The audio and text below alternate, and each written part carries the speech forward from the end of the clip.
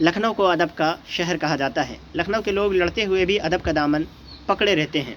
दो बच्चे आपस में कुछ यूँ बहस कर रहे थे। आलिजा, हमारी देरीना हसरत क़ल्बी है कि हम आपके रुख रोशन पर ऐसा जन्नाटेदार तमाचा रसीद करें कि हमारी उंगलियों के निशान आपके चेहरे पर अबद तक सब्त हो जाए और ताहयात आप इस ज़िल्लत के साथ कूचा कूचा, करिया करिया और बस्ती बस्ती घूमा करें। दूसरा बच्चा कहता है कि जाने अज़ीज़, ऐसी ख्वाहिशात ला हासिल को अपने दिल नादार में बेदार करने पर हम महज मुस्कुरा ही सकते हैं।